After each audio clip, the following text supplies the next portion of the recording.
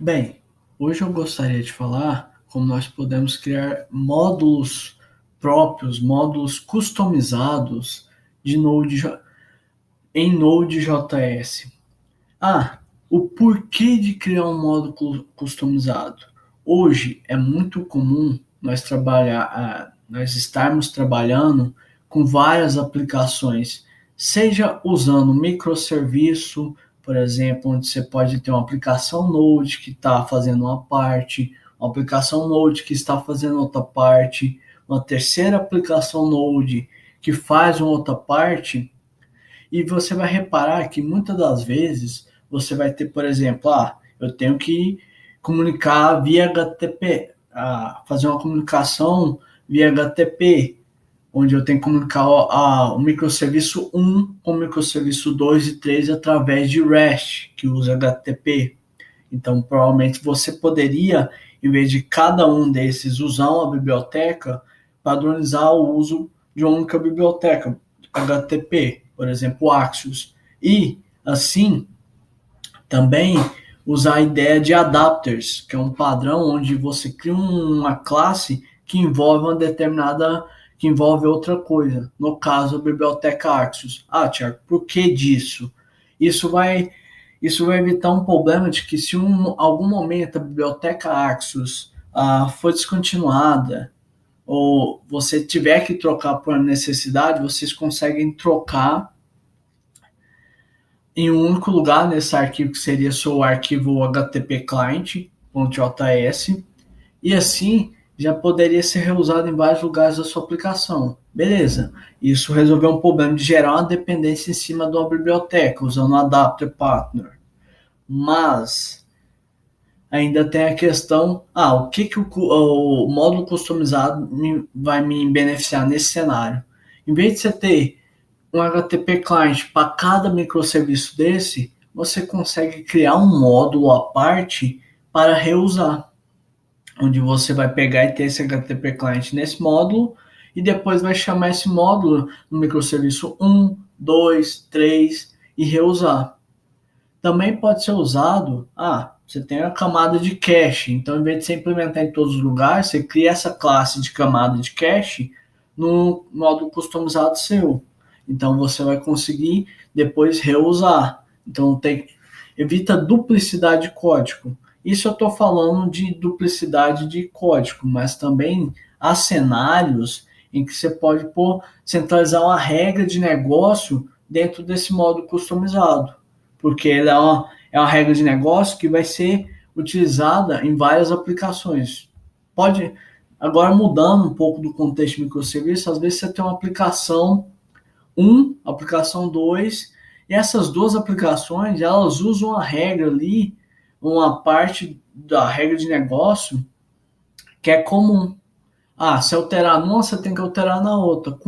Criando um modo customizado, você vai centralizar isso em um lugar e reusar. Então, precisa alterar? Altera apenas no modo customizado e assim, depois eu só rodo uma instrução para atualizar o pacote e essas duas aplicações já vai estar ali com essa regra de negócio. Outro exemplo, você tem uma aplicação React e React Native.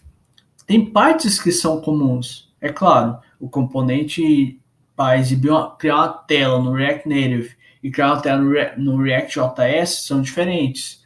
Mas às vezes você está mexendo ali com a Context API, você tem um hook, você tem como eu posso dizer, você tem um diretório de services que faz a chamada HTTP, que é comum entre os dois, você poderia usar um módulo customizado próprio seu e importar nesses projetos. Assim você evita duplicidade de código. Ou às vezes para dar manutenção, você vai em um único lugar, corrige e só faz atualização nos outros. Roda a instrução de npm update, que vai npm update ali, que vai fazer o update desse novo modo, pegar a nova versão dele. Seria um exemplo. Então esses são alguns exemplos de por que usar o módulo customizado. Com isso eu consegui explicar também o porquê criar os módulos customizados. Agora seria interessante nós falarmos como criar um módulo customizado. Aqui eu vou ter eu criei um exemplo, o que acontece? É que eu estou supondo que eu tive aquela necessidade, igual eu mencionei para vocês, de ter um cliente HTTP. E para evitar reusá-lo, evitar duplicar em cada aplicação, eu centralizei aqui. Aqui eu estou usando o Axios e usando aquela ideia de adapter partner, o que eu faço? Eu crio o método get, poxa, se em algum momento não fizer sentido mais esse Axios, ele foi descontinuado, ou nós temos uma demanda que percebemos que outra lib entrega muito melhor isso, só fazer essa alteração aqui, nesse único lugar. Então, em outros lugares do código, por exemplo, que usam, já vai refletir isso. Se eu fosse usar diretamente o Axios, eu teria um grande problema, porque eu teria que sair alterando em todas as partes do meu código. Então, centralizar isso aqui, para caso acontecesse cenário de precisar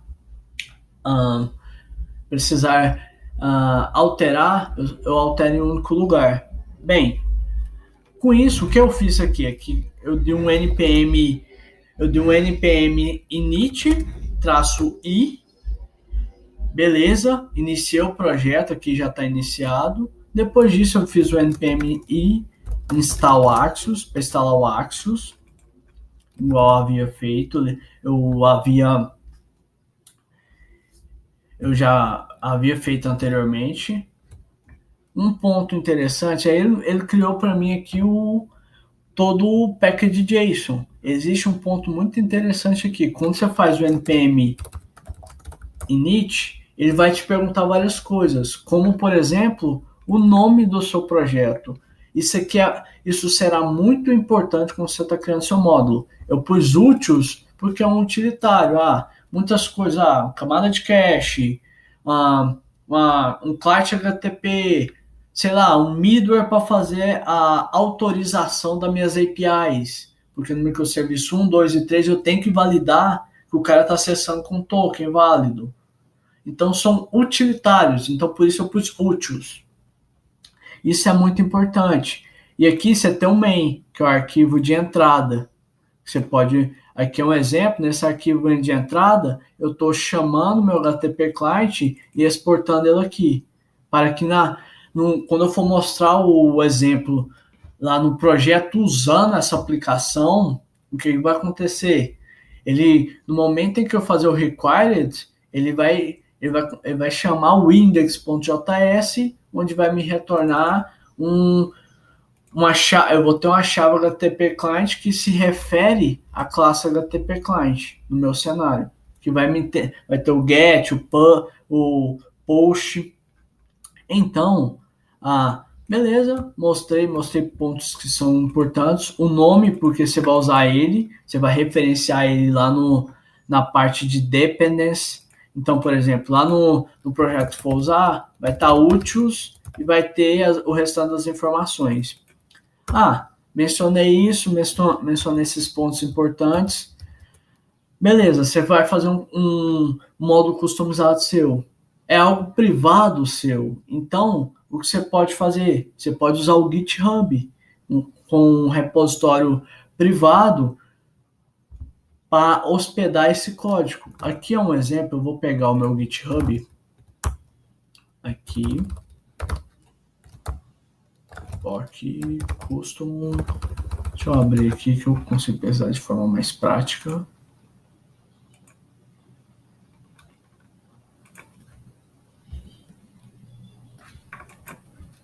Custom, aqui ó, POC Custom Módulo.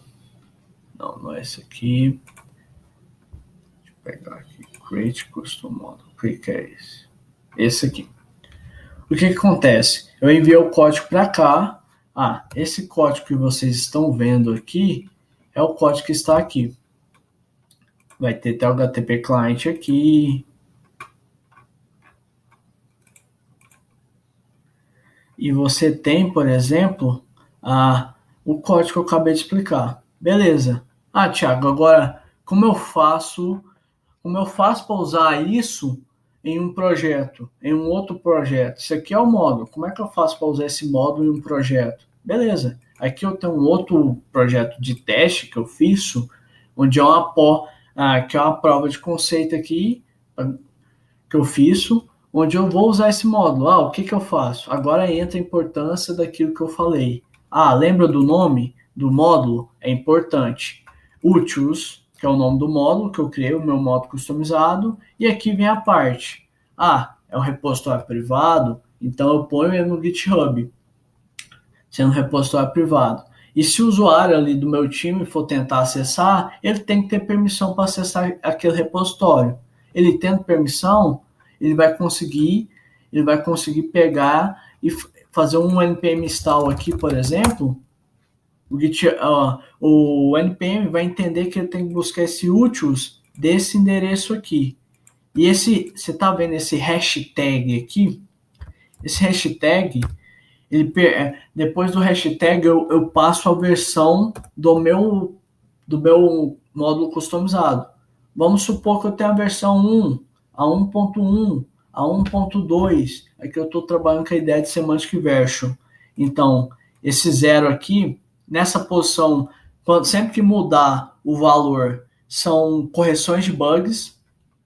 Quando mudar o valor aqui, seriam quando mudar de 2 para 3 para 4, seriam novas funcionalidades adicionadas ao módulo úteis.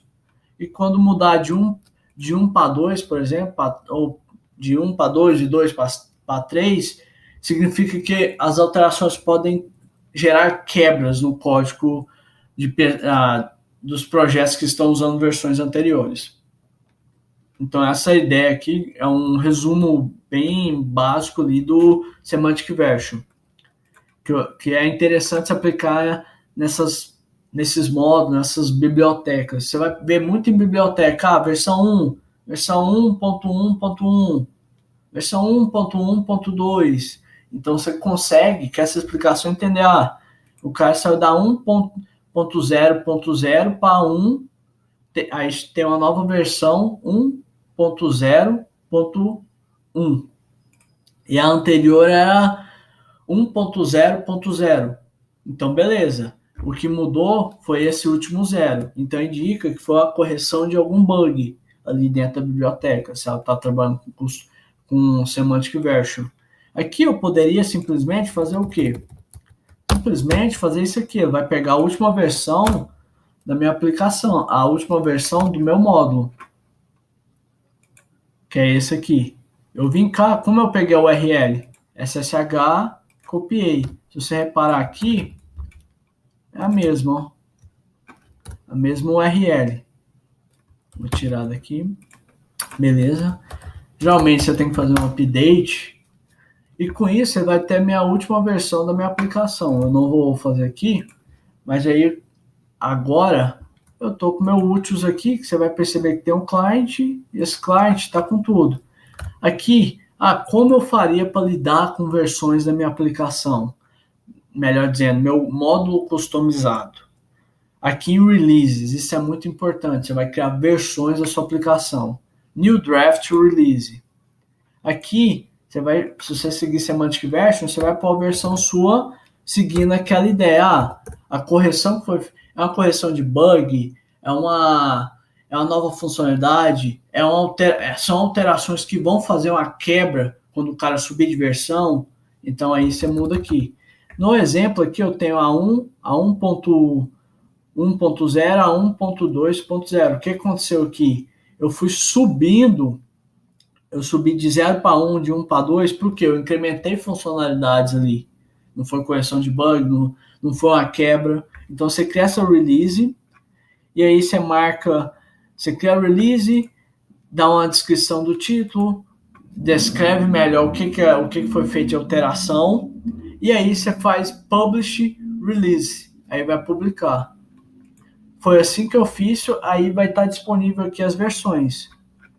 Vou te dar um exemplo, eu estou na 2. A última versão, quando você não referencia aqui, ele vai pegar a última versão que você tem lá. No meu caso, seria essa aqui, 1.2.0. Mas, vamos supor um cenário, cara, você tem que especificar tal versão porque ainda não faz sentido para o meu cenário ali que eu estou desenvolvendo, eu não posso usar 1.2, eu tenho que usar 1.1. Então você vem cá, hashtag 1.1.0. Essa versão aqui, se eu não estou enganado, no meu caso, do meu módulo, a parte de, HTTP, de client HTTP só vai ter o método get. Mas vamos aqui fazer um install. Vamos ver se o install vai pegar. Senão eu terei que fazer um update. Beleza, ele não pegou. Você pode fazer isso aqui que eu vou fazer. Ou você pode rodar uma instrução update, que vai fazer o update. Vou fazer um refresh aqui. Se nós vimos aqui, ó, úteis, HTTP client, tá os dois, beleza. Então foi o entendimento. Então deixa eu pôr aqui. Agora vou deletar aqui novamente e ver se ele vai me entregar o que eu tô querendo. Eu creio que eu confundi o que eu acabei de falar. Eu acho que já existia. Deixa eu pegar. Cadê? Tags. Essa aqui eu creio que ela já me fornecia.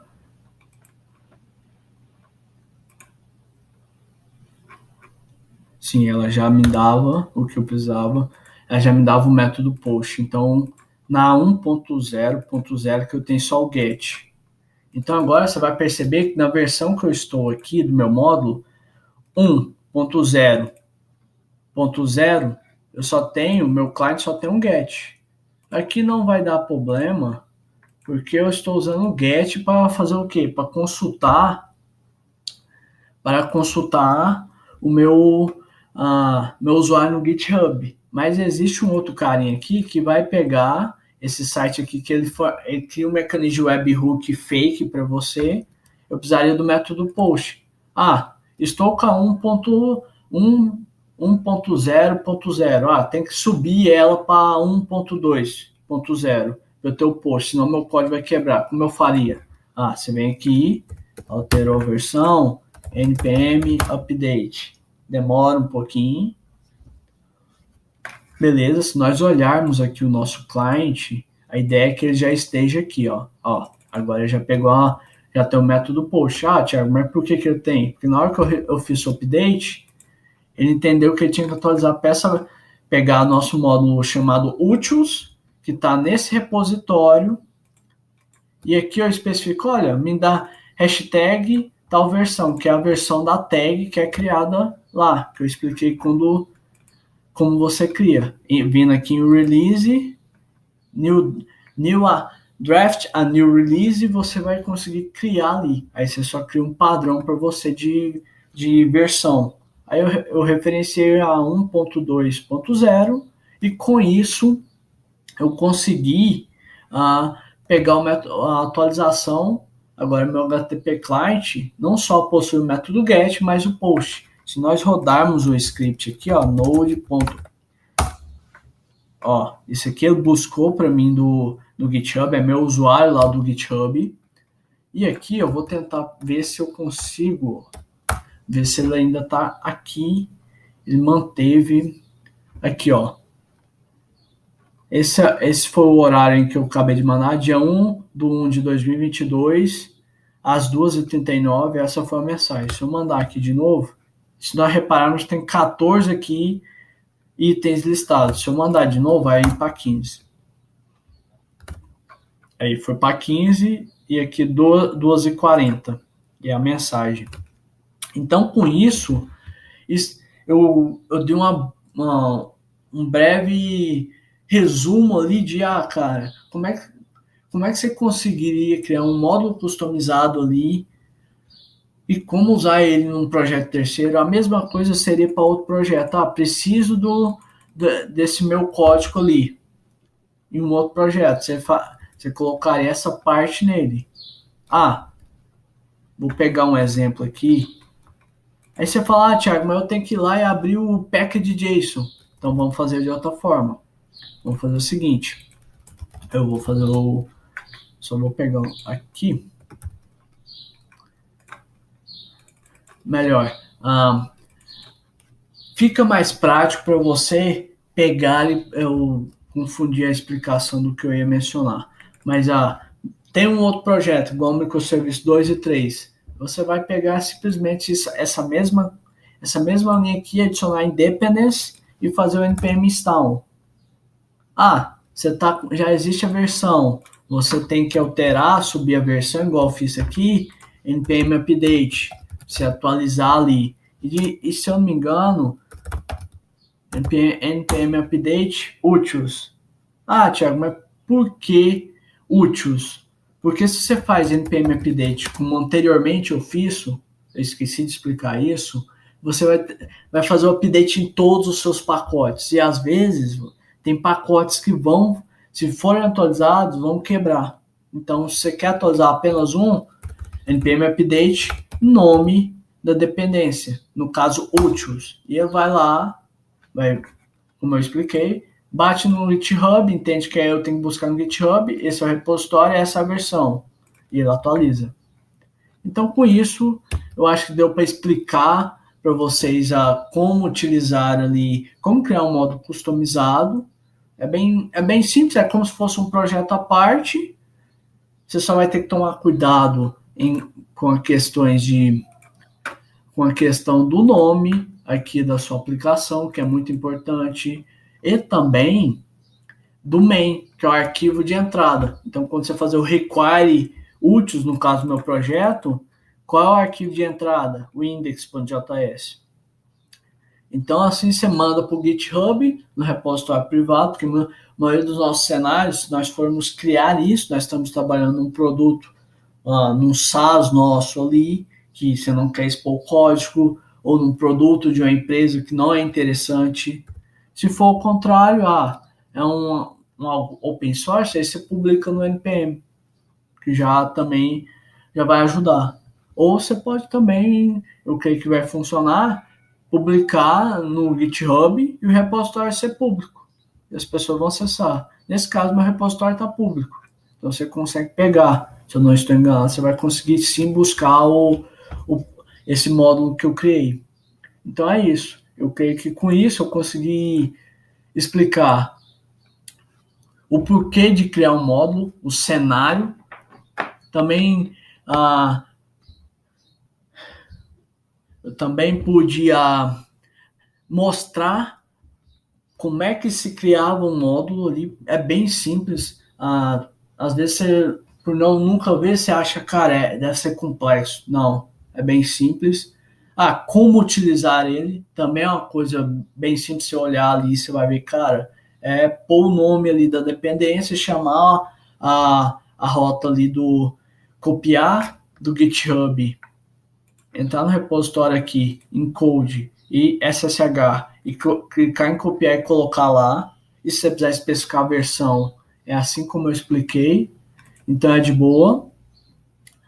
E eu expliquei também o cenário dos microserviços, eu expliquei os cenários de uso ali para aplicações também que nem precisa ser microserviço, mas tem comportamentos que são de regra de negócio, são semelhantes. Então dá para você fazer com módulo, compartilhar isso, evitar de ter que alterar na aplicação 1 e 2. Com módulo você vai lá alterando um lugar e só faz o update ali daquela parte e você já vai ter o código novo. Você também pode fazer isso para aplicações de React Native, igual se eu não me engano eu citei anteriormente, para reusar algumas partes. Infelizmente, você não vai conseguir reusar a parte de criar os componentes, porque os componentes de React Native são diferentes do de React.js, mas você já consegue reusar muitas coisas. Então, creio que é isso o vídeo. A ideia é passar isso, porque eu já vi muito conteúdo sobre isso, mas em inglês. Então, estou tentando aqui passar isso de forma que em português e dando um exemplo. Eu vou deixar o link tanto dos dois projetos, tanto do projeto que é o módulo customizado, quanto o projeto usando o módulo customizado, para vocês olharem, analisarem, verem. Se gostou, você deixa um like. Achou que faz sentido, faz sentido comentar, pode comentar. Tem algum ponto que você viu que poderia mudar? ali ou um ponto ficou despercebido, você acha uma dúvida, pode escrever nos comentários também. Então, acho que é isso, pessoal. Espero ter ajudado.